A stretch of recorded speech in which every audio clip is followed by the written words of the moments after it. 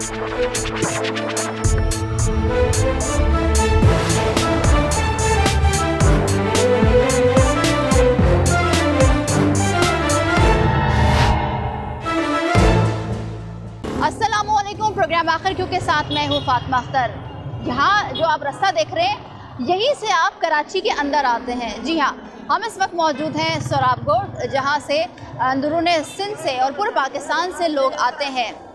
आज हम अपने प्रोग्राम में बात करेंगे एक ऐसे माफिया की जो कि सालाना 32 अरब से भी ज़ायद कमा रहा है। कमा तो नहीं रहा, लूट रहा है कराची वालों को। जी हाँ, 32 अरब से ज़ायद पैसा सालाना कराची की आवाम इनके हाथों में दे देती है। मैं बात कर रही हूँ गदागर माफिया की, जो कि पेशा वर माफिया बन चुके हैं, गदागर हैं।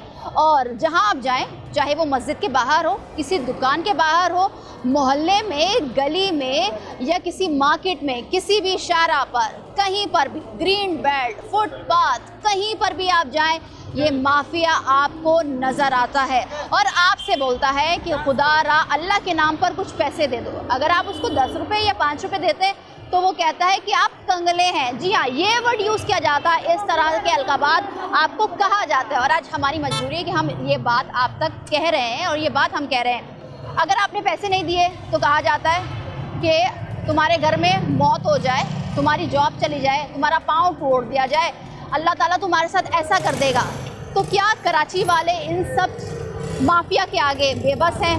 क्यों कराची वाले अरबों रुपए इनके हाथों में दे देते हैं? आज हम अपने प्रोग्राम में बातें करेंगे कि आखिर क्यों गवर्नमेंट भी इस माफिया के आगे बेबस है, इदारे भी बेबस हैं। साथ ही साथ हम पूछेंगे गदागरों से जो प्रोफेशनल हैं, उनसे बात करेंगे और पूछेंगे कि क्या ये आपका इलाका है? अगर कोई और भीख मांगने आता है तो क्या आप उसको मार के नहीं भगाते हो? और आपका हिस्सा जो है उस हिस्से में से किस किस को हिस्सा जाता है? तो मेरे साथ चलिए। कहाँ से आई हो? इंटीरियर से आई हो? नहीं, सिंध से आई हो? पंजाब से आई हो? सिंध से आए। सिंध के कौन से इलाके से आई हो? टंडो मामन खान से। क्यों आई हो? कराची मांगने के लिए आई हो या काम की तलाश में आई हो? मांग मांग के खाते, हम तो गरीब लोग के मांग कर खाते। कब से आई हुई हो? यहाँ 3-4 साल हो गए। 3-4 साल हो गए। तो रहती कहाँ हो? और जमाली पुल। जमाली पुल के नीचे कोई घर नहीं है? झुग्गी है? हाँ, झुग्गी है। झुग्गी में। तो वहाँ से जो टंडो मोहम्मद से आई हो ना, तो कितने लोग आए घर से? बहुत आते, ऐसे तो हमारे बहुत सारे बैठे हैं। बहुत सारे? हाँ। फिर भी कितने लोग? बहुत, ऐसे तो बहुत पाड़ा लगा पड़ा है। पूरा पाड़ा लगा हुआ है? हाँ। और तुम्हारी फैमिली में कितने लोग हैं? हमारी फैमिली में 6 बच्चे, 2 हम हैं बस। 6 बच्चे? तो क्या बच्चे यहीं पैदा हुए हैं सारे? नहीं, ये इतना छोटा सा बच्चा बच्ची है? लड़का है। लड़का है। कब पैदा हुआ? इसको 1 साल हो गए। तो यही हुआ ना, मतलब के। तो कितना कमा लेती हो एक दिन का? क्या करे, 300-200 बनता है, क्या करे बस। मगर मैंने तो सुना है, ये देखा भी है कि फकीरों को तो 1-2 हज़ार रुपये बचत होती है। नहीं, कोई नहीं देता। तो ये इसी एरिया में मांगती हो? हाँ, इधर मांगते हैं हम तो वाटर पंप। क्या कहते हैं जब मांगती हो तो लोग कुछ देते हैं पैसे या नहीं देते? क्या बोलते हैं? बस कोई देते है, कोई नहीं देते। मेहनत क्यों नहीं करती हो? अल्लाह का शुक्र है अट्टी कट्टी हो, बच्चे पैदा कर रही हो, तो मेहनत क्यों नहीं करती हो? बस क्या करे, मजबूरी ऐसी है तो क्या करे। नहीं तो मेहनत करो, घर में काम करो, झाड़ू पोछा करो, किसी फैक्ट्री में काम करो। रोज का 300-400 कमा रही हो, तो इससे अच्छा नहीं है कि महीने में इज्जत की नौकरी कमाओ? हमारे को डर लगता है, बड़े बड़े बंगलों में हम नहीं काम करने जाते। पता नहीं कैसे लोग होए, कैसे नहीं होए। नहीं, पूरी दुनिया काम कर रही है, तुम क्यों डरोगी? हमारे कोई मियाँ भी भीख मांगता है? नहीं। बच्चे भी मांगते हैं? नहीं। मियाँ क्या करता है? मियाँ कबाड़ी करता है। कबाड़ी का मियाँ काम करता है, तुम भी उसके साथ काम करो। अभी तो कोई शर्म नहीं है, भीख मांगने में शर्म नहीं आती? वो तो बात है, क्या करे। अच्छा, किसी को बता देती हो कि कोई लेके जाता है या आपका ही एरिया है ये? किसका? हमारा थोड़ी है। कोई आ जाए मांगने के लिए तो भगाती हो उसको क्या? नहीं, कोई भी मांग सकता है? कोई भी लड़ाई होती ना, झगड़े होते हैं? नहीं, हम नहीं सारा भी होते हैं जो मांगते हैं बेचारे। हम कोई नहीं ऐसा काम करते हैं। हाँ। तो क्या कराची छोड़ के जाने का इरादा नहीं है? यही रहना है? इधर पड़े गरीब लोग मांग के खाते, पेट कराची वाले दे देते हैं? बस गुजारा हो रहा है। नहीं मांगा कभी भी? नहीं, वहाँ देते नहीं है लोग? नहीं। क्यों कराची क्यों मांगते हैं? कोई और सिटी, लाहौर, पंजाब, लाहौर है, इस्लामाबाद है, रावलपिंडी है, मुल्तान है, वहाँ क्यों नहीं जाती हो? हैदराबाद क्यों नहीं जाती हो? सक्कर क्यों नहीं जाती हो? हैदराबाद भी हमारे लोग बहुत बैठे। मतलब पूरे टंडो मोहम्मद से जो तुम्हारा इलाका है वहाँ से पूरे सिंध में लोग भरे हुए हैं? तो कितने बजे आती हो यहाँ पर सुबह? हम तो ये नमाज होती है आते हैं, और कितने अभी तो घंटे चले जाए, कितने घंटे मांगती हो? बस शाम का चले जाएंगे। शाम का चला जाए। कितने 6 बच्चे बताया ना? हाँ चलो ठीक है, अपना काम करो, क्या करें। ये इस तरह से आपने खुद देखा इनकी ज़बानी कि ये काम नहीं करना पसंद करते हैं, ये भीख मांगने को प्रेफर करते हैं, क्योंकि ये भीख मांगते 400-600, मगर ये झूठ कह रहे हैं क्योंकि इनका तो पर डे का 2-2 हज़ार, 1,500, 2,500 ये लेके जाते हैं। और ये पूरे ख़ानदान, पूरे मोहल्ले वाले जो हैं पूरे कराची की शराहों पर भीख मांग रहे हैं। कहाँ से आई हो? हम हाँ। हमारा तो कराची पे आता ही है। कराची की हो? हाँ। सिंधी हो? नहीं, हाँ। सिंधी हो? हाँ। सिंधी हो, बोलो, हाँ। मुझसे बोलो।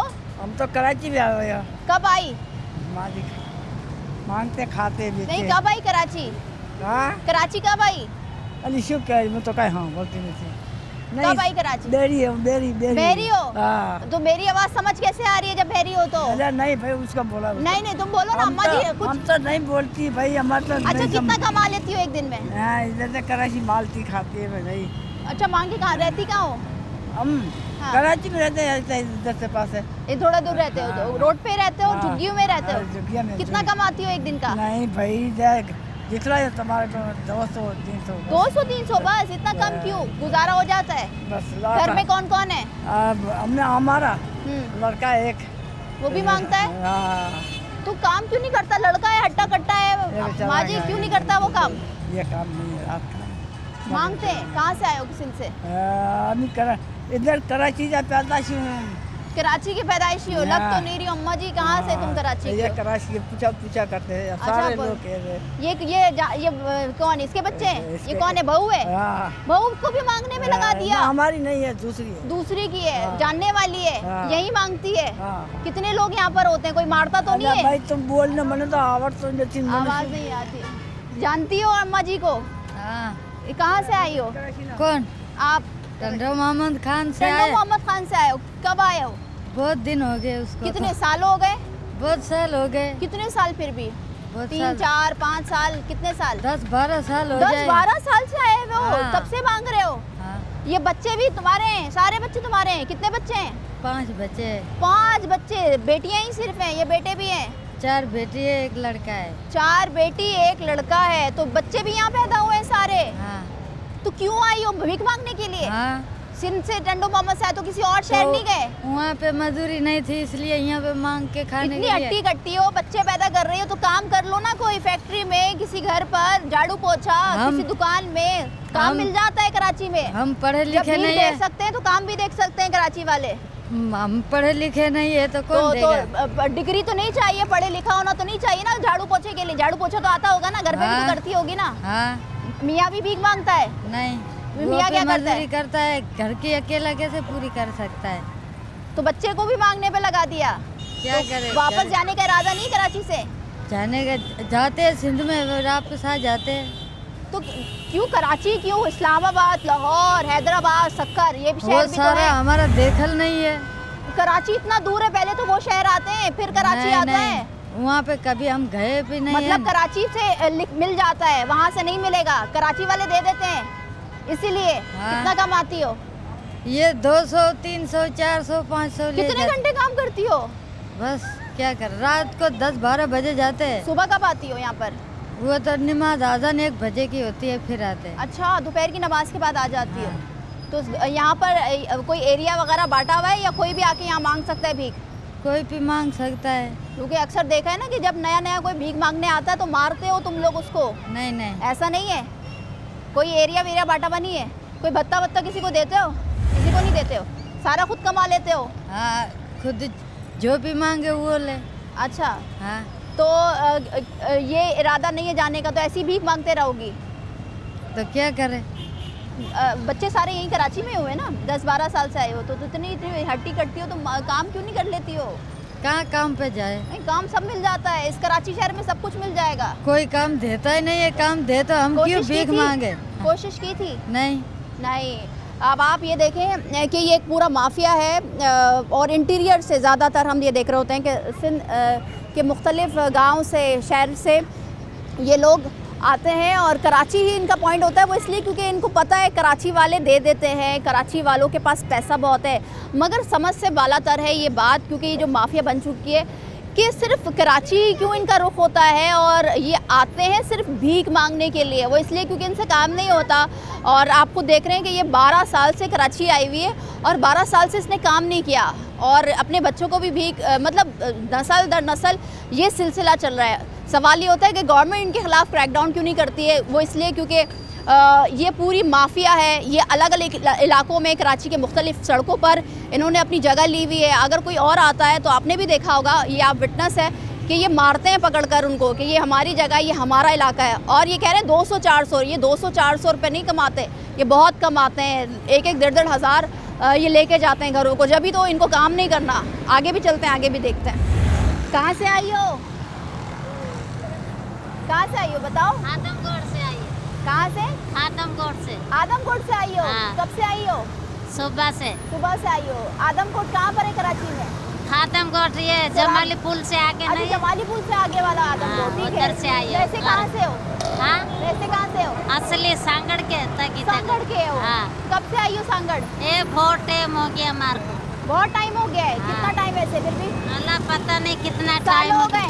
अल्लाह क्या बहुत पता। साल हो गए? हाँ अच्छा, हाँ। तो क्यों आई हो यहाँ पर? इधर ही रहते हैं अभी। कितने लोग हैं घर पर? बहुत लोग हैं। कितने फिर भी बताओ? कितने लोग?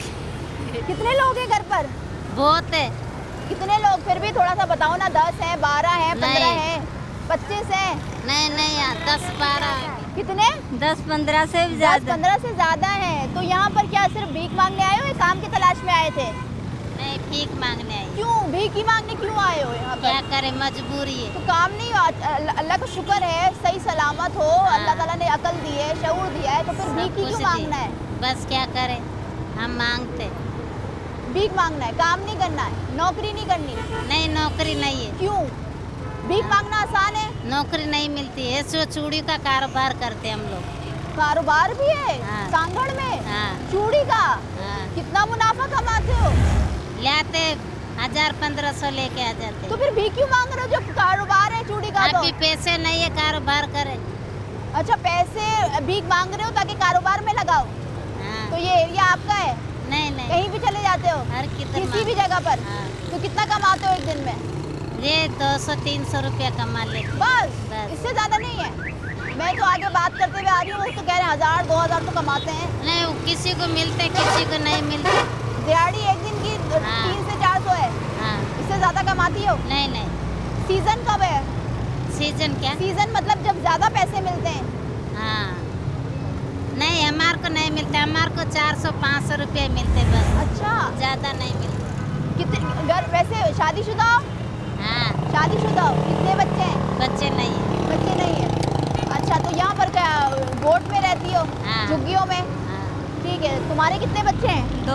2 बच्चे हैं। कितने सालों से आई हो यहाँ पर? अभी शादी हुई है, अभी 7 आई। अच्छा, कौन है ये? नंद नंद है? अच्छा, पूरा ससुराल काम करता है, पूरा घर काम करता है। मियाँ भी मांगता है क्या? मियाँ क्या करता है? पालिश करता है। पालिश करता है। तो जब मियाँ पालिश करता है तो उसमें गुजारा क्यों नहीं करते? क्या होता नहीं, होता नहीं है?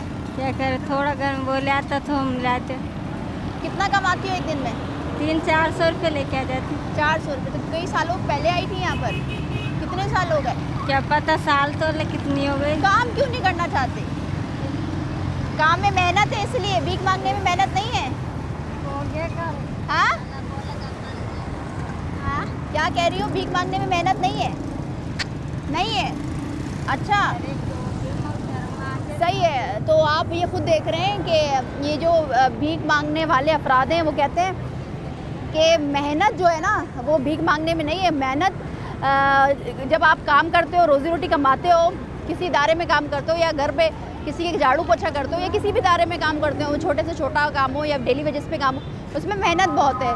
ये कराची की सड़कों पर आपको हर जगह, हर सिग्नल पर, हर ग्रीन बेल्ट पर, हर गली मोहल्ले में, यहाँ तक कि जब आप सुबह आपकी आँख भी नहीं खुलती, आपका अलार्म भी नहीं बजता, तो इनकी आवाज़ आती है। वो इस कदर कराची में ये जो भीख मांगने वाले अफराद हैं वो बढ़ गए हैं। आगे भी चलते हैं, लोगों से बात करते हैं।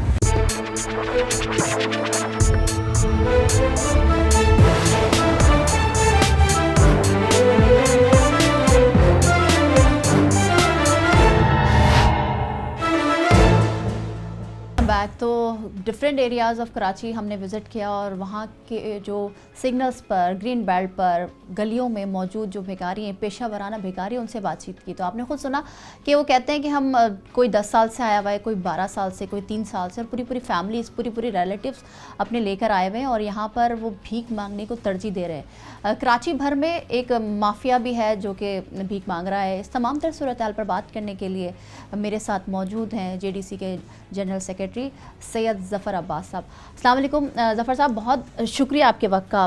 कई माफियाज़ कराची में है जिस पर हम बात भी करते हैं, जिसके ख़िलाफ़ कार्रवाई भी हो रही है, मगर एक माफिया है जो पेशा वराना भिखारी है। आप बात करते हुए आए हैं, कई बार आपकी आवाज़ को भी दबाया गया है, मगर ये जो अब बहुत ज़्यादा, क्योंकि पाकिस्तान का जो माहौल हो गया है, इन्फ्लेशन बहुत ज़्यादा है, बेरोज़गारी है, मगर जो हक जिनका है, जिनको देना चाहिए, आप भी बात करते हुए आ रहे हैं, उनको नहीं मिल रहा। जो पेशा वराना भिखारी हैं वो सड़कों पर ज़्यादा हो गए हैं, आवाम से ज़्यादा वो नज़र आते हैं। क्या कहेंगे? देखें, सबसे बड़ी बात इस वक्त जो आपने जब माफियाज़ की बात की, मैं अगर कराची की बात करूं तो जिधर देखेंगे आपको माफिया है जी। आपको अगर सब्जियों की बात करें, मार्केट से महंगी बिक रही हैं, माफियाज़ मौजूद हैं। फलों की बात करें, माफियाज़ मौजूद हैं। ट्रांसपोर्ट की बात करें, माफियाज़ मौजूद हैं। ये पेट्रोल का रेट बढ़ता है, अपने किराए बढ़ा देते हैं, वो कम होता है, कभी ज़िंदगी में कम नहीं करते हैं। इसी तरह से जो ये महंगाई है, जहाँ आटा 30 रुपये किलो वाला जो है, जो बढ़ गया आज, इतना ऊपर चला गया, 300 रुपये के, वो 250 रुपये किलो पे चला गया। उन तमाम चीज़ों की वजह से लोग जहनी डिप्रेशन और दबाव का शिकार हैं। उस सूरत हाल के अंदर एक वो माफिया है जो आपको जगह जगह इमोशनली ब्लैकमेल कर रही है। आपकी गाड़ी पे आके चिपक जाएंगे अगर आप कहीं सिग्नल पे खड़े हैं, आपको इस तरह के डरावने वास्ते देंगे, आपको डराएंगे, आपकी सेहत से मुताल्लिक, आपके बीवी बच्चों की सेहत से मुताल्लिक, आपकी नौकरी ना चली जाए, आपको कामयाबी नहीं मिलेगी, और मतलब तो आप मजबूर होकर अपनी जेब में हाथ डालकर जो जेब में आएगा वो उनको दे देंगे। मैंने इस साल पहली रमज़ान को पूरी वीडियो बनाई और पूरी एक वर्किंग की और करके बताया कि ये जो एक फ़कीर है, ये सिर्फ दिन का कितना कमाता है, महीने का कितना कमाता है, और ये पूरी माफिया मिलके एक महीने में कितना सिर्फ कराची से कमाती है। तो मैंने वो पूरी फिजिबिलिटी बना के दी कि ये 32 अरब रुपए कमाते हैं सालाना सिर्फ कराची से और दुकानों से। ये गली वाले फ़कीरों की तो भी बात ही नहीं हो रही, गलियों में आते हैं, घरों में आते हैं। अभी उनकी बात नहीं हो रही जो रेस्टोरेंट्स के बाहर खड़े हुए। ये तो सिर्फ वो हैं जो दुकानों पे आते हैं। आम परचून की दुकान पे आए तो उसने हर आने वाले फ़कीर को 1 रुपया दे दिया, 10 रुपये दे दिए। तो अभी हम इनकी बात कर रहे हैं। तो अच्छा, फिर दुकानदार जो है वो भी डर रहा होता है, जिस तरह के हालात हैं कि पता नहीं कस्टमर आएगा ना आएगा, नहीं आएगा, इस फ़कीर को ना लग जाए, क्योंकि बदवा देते हैं। तो ये पूरी माफियाज हैं। अच्छा, फिर अगर आप शहर में मुख्तलिफ जगहों पे देखें भाई, आप जैसे कराची कॉजवे है, कोरंगी का कॉजवे है, जब आप कॉजवे की नदी के अंदर उतरते हैं, जो ट्रैफिक कोरंगी के लिए जाता है, बीच के अंदर हर 100 मीटर के बाद एक चादर बिछी होगी और एक फ़कीर बैठा होगा। उसके दोनों पाँव नहीं है, दोनों हाथ नहीं है, उसके मुंह से राल गिर रही है, ज़हनी तौर पर डिसेबल है, लेकिन कितने ही सालों से वो वहाँ पहुँच जाता है सुबह 6 बजे और शाम 7 या 8 बजे वो बिस्तर बांध के चला गया। खुद तो नहीं जा सकता, वो तो हिल भी नहीं सकता। हाँ। अच्छा, फिर वो उसकी टीमें जो हैं दिन भर वहाँ आना और उसके पास जो बड़े नोट हैं भाई, 500 का नोट है, 1000 का नोट है, 100 के नोट है, वो कलेक्ट करना, पूरा एक सिस्टम है। पूरा एक माफिया काम कर रहा है। देखिए ना, अभी जो बच्चे अगवा हो रहे हैं धड़ाधड़, अभी कल भी मैं देख रहा था, किसी चैनल पे आ रहा था कि जी बच्चा अगवा करने वाले लोग पकड़े गए हैं और वो जी 50,000 में बच्चा उठाते हैं यहाँ से और आगे देते हैं। तो लाजिम बात यही तो हो रहा है। उन बच्चों को उठाया यहाँ से, 5 साल 8 साल का बच्चा है, दूसरे शहर ले गए, आँख पे पट्टी बांधी, एक हाथ तोड़ दिया, दूसरा हाथ तोड़ दिया। मैंने खुद आयशा मंजिल के ऊपर वीडियो बनाई, एक बच्चे का हाथ यहाँ से कटा हुआ था, पूरा हाथ ही नहीं था और वो जख्म सड़ रहा था। मैंने कहा भाई किसने काटा ये हाथ? तो वहाँ उसका बाप भी भीख मांग रहा था, तो हंसता हुआ आया, कह रहे नहीं वो बच्चे खेल रहे थे, प्लास्टिक के खिलौने से उसका हाथ उड़ गया। ये मकामी या गैर मकामियों को इस तरह किया जा रहा है? नहीं, वो ये जो थे, ये तो वो थे वो जो और मुख्तलिफ जगहों पर ठहर रहे होते हैं, आगे बढ़ रहे होते हैं, वो लोग थे। लेकिन बात ये कि मैंने फिर उसी से बात की। मैंने कहा तो इसको कितनी भीख मिलती है? उसने कहा इसको 1500 रुपये भीख मिलती है एक दिन में 1500। हाँ, और मैंने कहा तुम्हें कितनी मिलती है? कह रहा मुझे 500 रुपये। नहीं, जिसका हाथ सलामत है उसको मिल रही है 15,000 और जिसका हाथ कटा हुआ उसको मिल रही है 45,000 महीना। बाप बेटा दोनों कमा रहे हैं, माँ भी उसी रोड पे लगी हुई है, पूरी फैमिली, बच्चे, माँ बाप, मतलब इन लॉज, अभी हम बात कर रहे हैं इन लॉज, पूरे ससुराल वाले। तो अच्छा, ये माफियाज क्या पीछे आप समझते हैं कि कोई बड़ा हाथ है इनके पीछे? देखिए, मैंने जब इनके खिलाफ आवाज़ उठाई और बोला इस रमज़ान में कोई 1 रुपया भी इनको नहीं देगा, और लोगों ने मेरा साथ दिया, फलों का बैकआउट भी किया हमने, तो उसके बाद मेरा पीछा हुआ कुछ बाइकें मेरे पीछे यहाँ तक आई, फिर कुछ यहाँ से लेकर मेरे घर तक गई, और बाकायदा तौर पर वापसी में सब बाइकें एक साथ होकर लाके बाहर निकली। चूँकि कैमरे लगे हुए थे, सारी चीज़ें रिकॉर्ड हुई, मैंने वो वीडियोस पूरी शो की और दिखाया कि ये देखें माफियाज कितने मजबूत हैं कि ये आपको आपके घर में घुसकर मार सकते हैं। लाजमी बात है, आप खुद समझें, कराची जैसे शहर के अंदर जहां आबादी हो 5 से 6 करोड़ की, उस शहर के अंदर हर सिग्नल के ऊपर पहली रमज़ान को 25-25, 30-30 फ़कीर, गलियों में, रोडों पे, शाहराहों पे, आप किसी रेस्टोरेंट में बैठ जाएँ, कहीं रोड के ऊपर चाय पीने बैठ जाएँ, कहीं सब्ज़ी खरीदने किसी ठेले पर रुक जाएँ, जहाँ आप जाएँ कराची वालों से डबल तादाद इनकी होती है, बहुत ज़्यादा होती है। और ये पूरा एक माफिया है। और मैंने तो बार बार बोला हुकूमत को इनके खिलाफ एक्टिविटी करनी चाहिए। और बीच में मैंने देखा भी था कुछ इदारों ने वर्किंग शुरू की थी कि इनके लिए कोई ऐसी कानून साजी होनी चाहिए कि कोई ऐसे रिहेबिलिटेशन सेंटर होने चाहिए जहाँ अगर इनको अंदर डाल दिया गया है तो 3 महीने से पहले फिर ये बाहर नहीं आ सकते। ज़फ़र साहब ये बताइएगा कि अब ये माफिया है, इस कई माफिया हम हर जगह जाते हैं, देखते हैं माफिया हर शक्ल में मौजूद है कराची में, बट इनसे लड़ा कैसे जाए, इनको ख़त्म कैसे किया जाए, इनके ख़िलाफ़ कार्रवाई कैसे हो जाए, क्योंकि कराची वाले तो इस सूरत में लूट लिए जा रहे हैं ना। एक तो क्राइम का मसला, महंगाई का मसला, बेरोज़गारी यहाँ पर है, यहाँ पर जॉब नहीं है लोगों के पास, लड़कों के पास जॉब नहीं है, जो इंजीनियर बन रहे हैं बेचारे वो ठेले लगा रहे हैं। देखिए यहाँ दिन में सैकड़ों मोबाइल छिनते हैं जी, यहाँ सैकड़ों बाइकें छिनती हैं। अब तो नया एक तरीका कराची में शुरू हुआ है कि आपको एक अखबार में ऐड देखेंगे आप, या आपको कोई मैसेज मिलेगा कि एक साहब अर्जेंट बाहर जा रहे हैं, उनको अपनी गाड़ी बेचनी है, तो जी आप उनके घर जाएंगी गाड़ी देखने, वो आपको मार्केट से 10 लाख रुपए कम गाड़ी का बता देंगे पहले ही, और उसके बाद आपसे बोलेंगे आधे पैसे अभी दे दें, फाइल मेरी बैंक में फंसी हुई, जैसे ही आ रही मैं आपको गाड़ी दे दी, गायब पार्टी। अब वो गाड़ी जो है मालूम हुआ जी किसी रेंटे कार वाले की है, मालूम हुआ वो गाड़ी किसी घर के बाहर से उठी थी, परसों रात में चोरी हुई थी। अब मालिक घूम रहा है, आप कह रहे हैं मैंने तो जी पैसे दिए हैं, ना उसको गाड़ी मिल रही है ना आपको मिल रही है। मैं तो बार बार, मैंने परसों भी बात बोली कि खुदा के वास्ते कोई कानून साजी होनी चाहिए। कराची में सैकड़ों लोग ऐसे घूम रहे हैं जिनकी गाड़ियाँ उनकी आंखों के सामने मौजूद है, वो किसके पास जाएं, क्या करें। तो बात ही यहाँ तो लोग माफियाज के हाथ में फंसते जा रहे हैं। और फ़कीर माफिया जो है बहुत मजबूत माफिया है। यहाँ अस्पतालों से बॉर्न बेबीज़ गायब होते हैं आपके सामने, कैमरे का सिस्टम होना चाहिए पूरे शहर के अंदर, अस्पतालों में होना चाहिए। कैसे किसी का बच्चा गायब हो जाता है, कैसे लोग माँ बाप रोते फिर रहे हैं जी, महीना हो गया पोस्ट लगा रहे हैं, 1.5 महीना हो गया, 2 महीना हो गया। ये तमाम चीज़ों के ऊपर वर्किंग होनी चाहिए। और जितने लोग इसमें इन्वॉल्व हैं, जब तक इनको इबरतनाक सज़ाएं नहीं होंगी, ऐसी मजबूत कानून साजी नहीं होगी कि भाई तुम कैसे रोडों के ऊपर मौजूद हो, पूरी फैमिली के साथ भीख मांग रहे हो, तुम महीने का 2-2.5 लाख रुपए लोगों को इमोशनली ब्लैकमेल करके ले रहे हो और कोई तुमसे पूछने वाला नहीं है। एक आम आदमी जो है बेचारा वो खुदकुशी कर रहा है। परसों मलिर में एक शख्स ने खुदकुशी की हालात से तंग आके। तो ये सब मामला तो ख़राब से ख़राब तर होते चले जाएंगे। ठीक है, ख़राब से ख़राब तर होते जाएंगे, मज़ीद भी बात करेंगे, लेकिन यहाँ पर लेंगे ब्रेक के बाद हाजिर होंगे, हमारे साथ रहिए।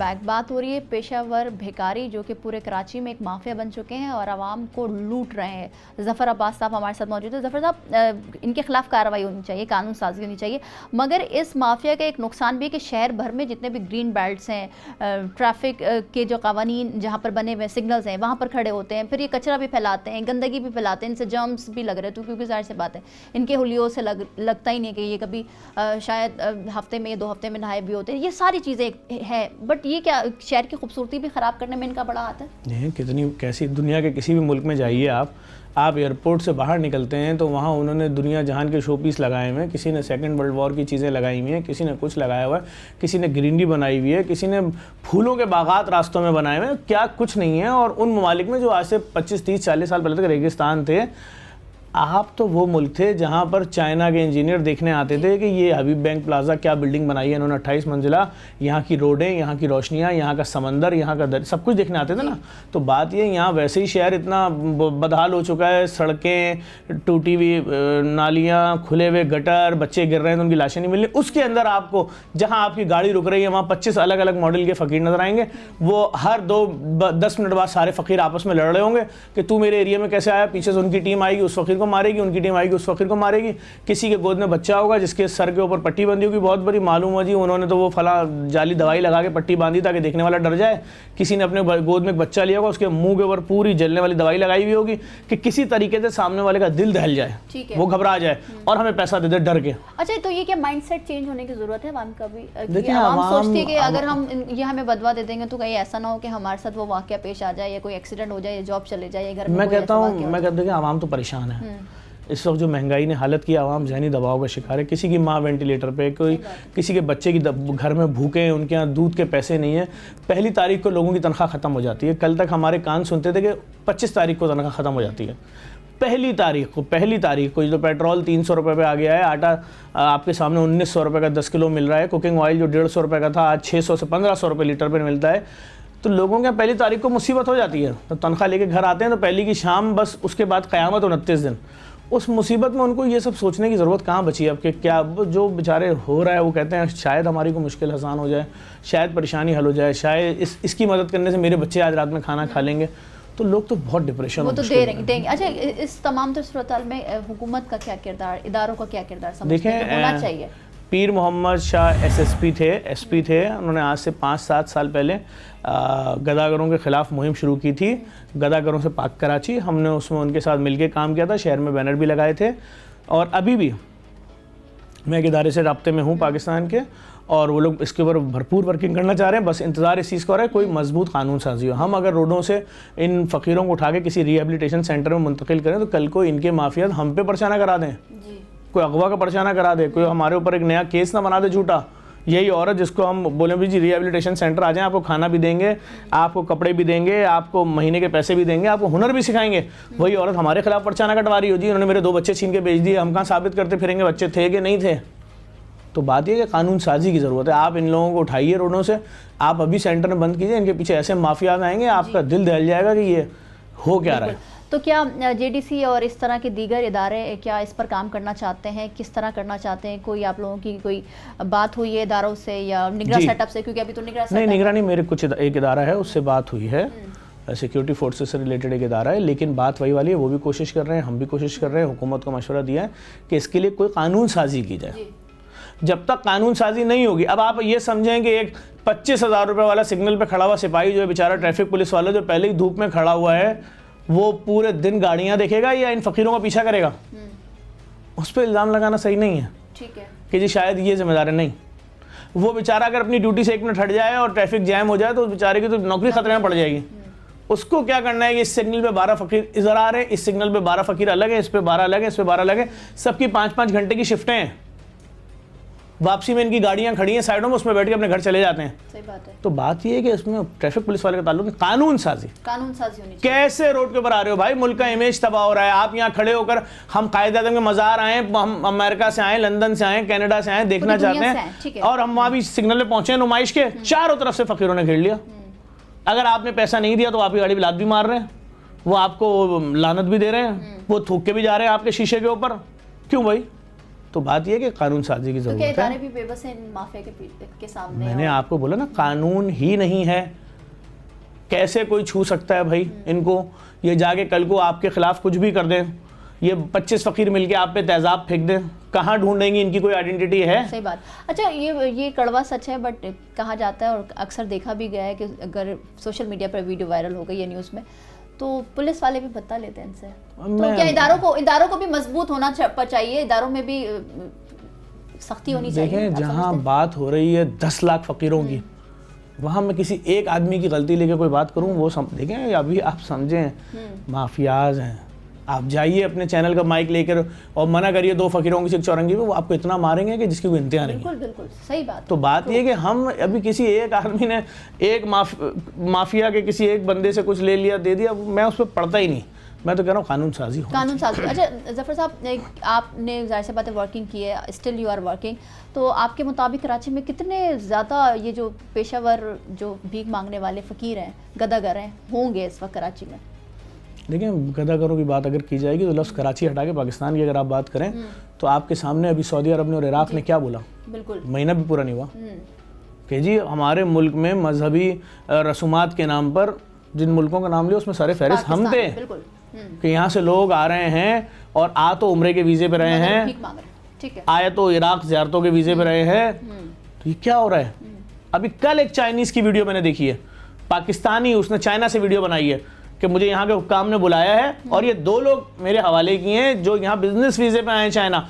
इनके पास से पाकिस्तानी, चाइना की करेंसी में पाकिस्तानी 8 लाख रुपए और इनकी जेब से 2.5 लाख रुपए निकले, भीख मांग रहे हैं। मैंने खुद अपनी आंखों से देखी है सोशल मीडिया पे कल ये वीडियो। किधर ला के हमें खड़ा करना? तुम बिजनेस वीज़ा लेके जा रहे हो भीख मांगने, तो यानी कि इतने पक्के हो चुके हो मांग मांग के कि अब तुम इंटरनेशनल सतह पे जा रहे हो। वो एक और वीडियो भी तो आई थी, वायरल हुई थी कि जहाज के अंदर एक शख्स भीख मांग रहा था। बिल्कुल, मतलब रिकॉर्ड ही तोड़ दिए। कमाल चेक करें। चलो तुम गिलास में, तुम फ्लाइट के अंदर 1 गिलास पानी मांग लो, तुम फ्लाइट के अंदर दोबारा खाना मांग लो, मगर भीख मांग रहे हैं, ठीक है। भीख मांग रहे हैं। वो आगे से चल रहे हैं और पीछे तक क्या कमाल काम हो रहा ठीक है। है। तो बात ये, यहाँ तो बड़ी मजबूत कानून साजी की ज़रूरत है और जो लोग प्रोफेशनल भिखारी हैं इनको सज़ाएं होनी चाहिए, इनकी पिटाई होनी चाहिए, इन पे पर्चा कटना चाहिए। तो मुल्क की शक्ल ख़राब कर रहे हो, ये क्या हरकतें हैं? इस पर तो पूरी कानून साजी की ज़रूरत है। साजी की ज़रूरत है। बहुत शुक्रिया ज़फ़र साहब आपके वक्त का। जिस तरह से आप देख रहे हैं कि ज़फ़र अब्बास साहब फरमा रहे हैं कि मजबूत कानून साजी होनी चाहिए और इनके ख़िलाफ़ क्रैक डाउन होना चाहिए जो मुल्क में, और जो स्पेशली कराची शहर, क्योंकि सबसे बड़ा शहर है पाकिस्तान का, दुनिया का 7वां बड़ा शहर, और इसकी खूबसूरती ख़त्म की जा रही है। यहाँ पर लोग गैर महफूज हैं, कई मसाइल कराची वालों को घेरे हुए हैं। बहुत सारे अनएम्प्लॉयमेंट है, बेरोज़गारी के साथ महंगाई है, फिर क्राइम सबसे बड़ा मसला है कराची का, इंफ्रास्ट्रक्चर है नहीं। इन मसाइल के साथ एक माफिया जो कि गदागर माफिया है, जिसके पीछे मजबूत हाथ हैं, उसके खिलाफ भी कार्रवाई होनी चाहिए। आज के प्रोग्राम से इतना ही, मिलते हैं अगले प्रोग्राम में। मुझे दीजिए इजाज़त। अल्लाह हाफ़िज़।